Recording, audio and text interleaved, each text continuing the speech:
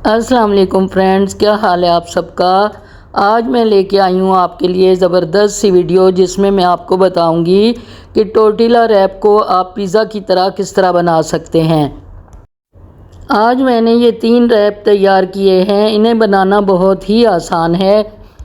आपके पास घर में कीमा बना हुआ, कबाब या चिकन कुछ भी तैयार पड़ा हो तो आप ये रैप आसानी से तैयार कर सकते हैं। आज दिन को मैंने कीमा आलू बनाया तो रात के खाने के लिए मैंने ये रैप पिज़्ज़ा की तरह बना लिए। इनको बनाने के लिए मैंने जो चीज़ें इस्तेमाल की हैं उसमें है टोर्टिला रैप, पका हुआ कीमा आलू, 3 किस्म की ये सॉस वगैरह, और इसमें हैं कॉर्न, स्वीट कॉर्न, शिमला मिर्च, ऑलिव, सलाद के पत्ते, shami kebab, mozzarella cheese. Butter लगाकर तवे पर मैंने उस पर ये टोर्टिला रैप रख दिया। Pizza sauce, tomato ketchup, chilli garlic sauce और मस्टर्ड पेस्ट को मैंने मिक्स कर लिया। अब इस रैप पर मैंने ये पेस्ट लगा दिया। पेस्ट इस पर आप अपनी मर्ज़ी से कम ज़्यादा लगा सकते हैं। तवे के नीचे मैंने बहुत ही धीमी आंच में चूल्हा जला दिया था। सारे रैप पर पेस्ट लगाने के बाद मैंने इस पर पका हुआ कीमा आलू जो थे वो डाल दिए। ये भी आप अपनी मर्ज़ी से कम ज़्यादा डाल सकते हैं। मेरे पास जितना भी बचा हुआ था, मुझे अंदाज़ा था कि ये मैं इससे 3 रैप तैयार कर लूँगी। जब कीमा अच्छी तरह मैंने फैला दिया तो फिर उसके ऊपर मैंने चेडर चीज़ के स्लाइस को छोटा छोटा टुकड़ों में काट के डाल दिया। मैंने इन पर 2 किस्म की चीज़ इस्तेमाल की है। आप चाहें तो चीज़ एक ही इस्तेमाल कर लें। मोज़रेला चीज़ भी खाली डाल दी जाए तो उससे भी ये बहुत अच्छे बन जाते हैं। चीज़ डालने के बाद मैंने शामी कबाब छोटे छोटे टुकड़ों में काट के इसके ऊपर डाल दिया। इसके बाद मैंने इसके ऊपर स्वीट कॉर्न थोड़े से डाल दिए, ऑलिव डाले, ग्रीन शिमला मिर्च डाली और प्याज डाल दिए। कुछ लोगों को प्याज पसंद नहीं होते तो आप प्याज ना डालें। फ्रेंड, जब ये रैप मैंने फ्रीज़र में से निकाले तो फिर मैंने तवे के ऊपर हल्का सा बटर लगा के रैप को ऊपर रखा। तब चूल्हा ऑन था। फिर उसके बाद मैंने चूल्हे को ऑफ़ कर दिया। जब सारी फिलिंग आप इस रैप के ऊपर डाल लें उसके बाद चूल्हा ऑन करें, नहीं तो ये तेज़ आंच पर जल जाएंगे नीचे से। जब हम रैप को फ्रिज से निकालते हैं फ्रीज़र से तो उस वक्त ये काफ़ी ठंडे होते हैं, इसलिए इनको गरम तवे पर ही रखें और उसके बाद फ्लेम ऑफ कर दें और सारी फिलिंग लगा के इसको कवर करके उसके बाद फ्लेम ऑन करें। प्याज डालने के बाद मैंने इस पर मोज़रेला चीज़ डाल दी। चीज़ भी इसके ऊपर आप अपनी मर्ज़ी से कम ज़्यादा डाल सकते हैं। अगर ज़्यादा चीज़ खाना पसंद करते हैं तो ज़्यादा चीज़ डाल लें।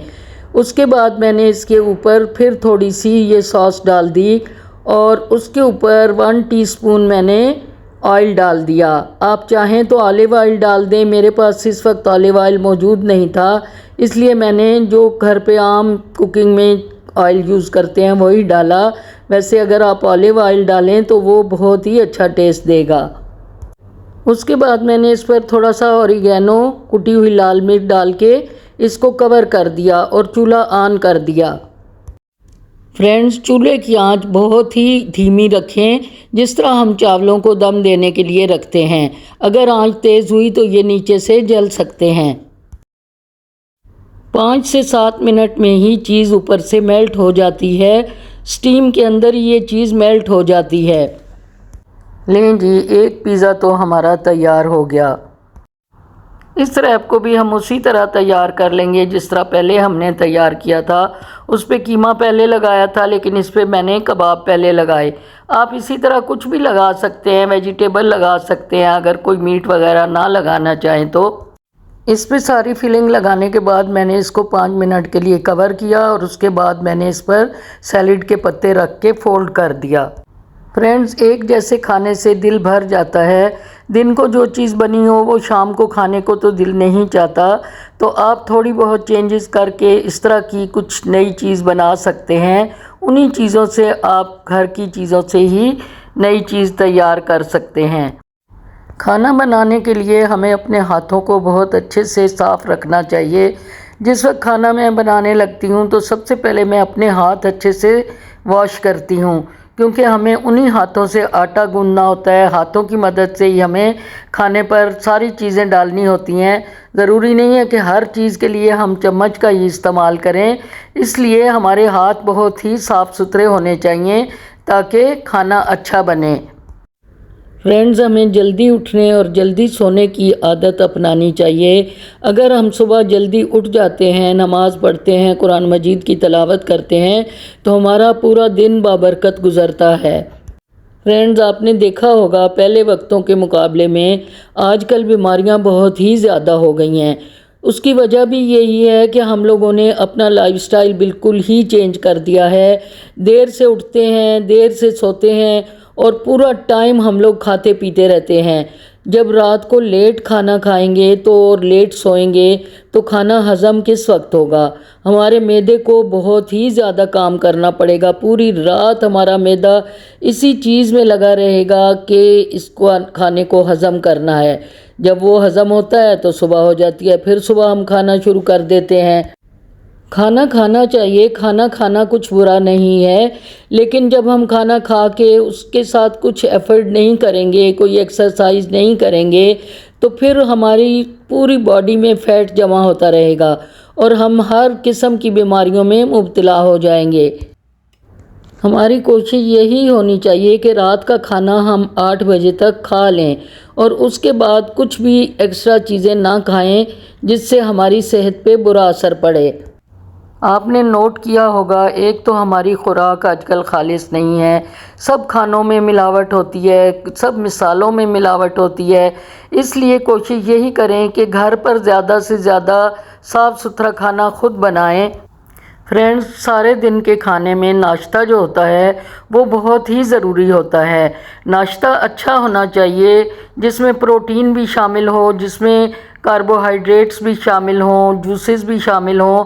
अगर आप एक अच्छा नाश्ता कर लेते हैं तो अगर दिन का खाना आप ना भी खाएं तो आपको उसकी ज़रूरत नहीं होती। आप लोग भी सोचते होंगे कि शायद ये जो बातें कर रही हैं ये बातों में तो बहुत अच्छा लगता है, लेकिन इस महंगाई के दौर में बंदा अफोर्ड नहीं कर सकता कि इतनी चीज़ें अपने नाश्ते में रखे। लेकिन मेरा मशवरा तो आपको यही है कि अगर आप अपना बजट जो है वो खाने पीने की तरफ ज़्यादा रखें, बजाय इसके कि ज़्यादा जोड़े बनाते रहें, ज़्यादा इधर उधर फजूल खर्चियाँ करते रहें। अगर आपकी सेहत अच्छी होगी तो आपको सब कुछ अच्छा लगेगा। फ्रेंड्स, जब हमारी डाइट सही नहीं होती तो हमारी बॉडी में बहुत से मिनरल्स और विटामिन्स की कमी रह जाती है, जिसकी वजह से हम मुख्तलिफ़ बीमारियों का शिकार हो जाते हैं और फिर हमें ढेरों पैसा डॉक्टर्स को देना पड़ता है। फ्रेंड्स, खुद भी और बच्चों को भी वेजिटेबल और फ्रूट्स का आदी करें। बच्चे सब्जियां शौक़ से नहीं खाते, बच्चों को सब्जियों के स्नैक्स बना कर दें। बच्चों को पता ही नहीं चलेगा कि इसमें बहुत सी सब्जियां डली हुई हैं। इस तरह उनकी सेहत अच्छी रहेगी। फ्रेंड्स, ये रैप जब आप तैयार करेंगे तो आपको बिल्कुल पिज़्ज़ा वाला ही टेस्ट आएगा। ये टोर्टिला रैप घर पे भी बहुत आसानी से बनाए जा सकते हैं। बाज़ार के ये टोर्टिला रैप तो जो होते हैं इनमें मैदा ही होता है। आप घर पे आटा और मैदा मिक्स करके भी बहुत अच्छे रैप खुद तैयार कर सकते हैं। इनको बनाने के लिए हमें आटा गूंदने की भी ज़रूरत नहीं पड़ती। इंशाल्लाह नेक्स्ट किसी वीडियो में मैं आपको ज़रूर ये बनाना बताऊंगी। जब ये पिज़्ज़ाज़ तैयार हो जाएं तो आप इनको पिज़्ज़ा कटर की मदद से 4 पीसेस में काट भी सकते हैं। देखा आपने कैसे झटपट से बग़ैर अवन के ये पिज़्ज़ाज़ तैयार हो गए हैं। आई होप मेरी आज की ये वीडियो आपको अच्छी लगी होगी। मेरी मज़ीद वीडियोस देखने के लिए मेरे चैनल को लाइक करें, सब्सक्राइब करें और बेल आइकन को भी प्रेस करें। मिलते हैं फिर इंशाल्लाह किसी नई वीडियो के साथ। अल्लाह हाफिज़।